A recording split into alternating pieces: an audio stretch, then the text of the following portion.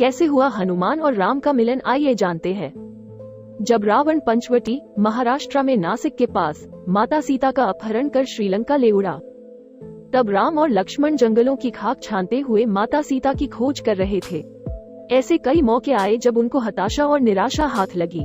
इस दौरान कई घटनाएं घटी। एक और जहां सीता की खोज में राम वन वन भटक रहे थे, तो दूसरी और किष्किंधा के दो वानर राज भाइयों बाली और सुग्रीव के बीच युद्ध हुआ और सुग्रीव को भागकर ऋषमुख पर्वत की एक गुफा में छिपना पड़ा। इस क्षेत्र में ही एक अंजनी पर्वत पर हनुमान के पिता का भी राज था, जहां हनुमान जी रहते थे। ऋषमुख पर्वत वाल्मीकि रामायण में वर्णित वानरों की राजधानी किष्किंधा के निकट स्थित था। यहाँ की एक गुफा में सुग्रीव अपने मंत्रियों और विश्वस्त वानरों के साथ रहता था।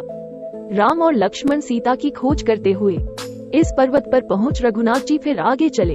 ऋषमुख पर्वत निकट आ गया। वहाँ ऋषमुख पर्वत पर मंत्रियों सहित सुग्रीव रहते थे। जब सुग्रीव ने राम और लक्ष्मण को देखा तो वह भयभीत हो गया। इतने बलशाली और तेजस्वीवान मनुष्य उसने कभी नहीं देखे थे।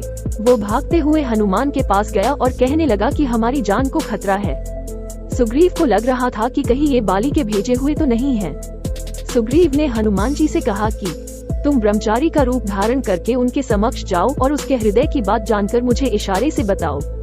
यदि वे सुग्रीव के भेजे हुए हैं तो मैं तुरंत ही यहाँ से कहीं और भाग जाऊंगा।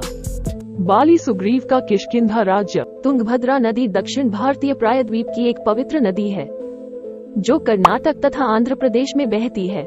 ये नदी छत्तीसगढ़ के रायपुर के निकट कृष्णा नदी में मिल जाती है। प्रसिद्ध पर्यटन स्थल हम्पी तुंगभद्रा नदी के दक्षिणी किनारे पर स्थित है। इस नदी का जन्म तुंगा और भद्रा नदियों के मिलन से होता है, जो इसे तुंगभद्रा नदी का नाम देती है। उद्गम का स्थान गंगामूल कहलाता है, जो श्रृंगगिरिया वराह पर्वत के अंतर्गत है। जहां से तुंगभद्रा नदी धनुष के आकार में बहती है, वहीं पर ऋषमुख पर्वत है और उसी से मील दूर किष्किंधा का क्षेत्र शुरू होता है।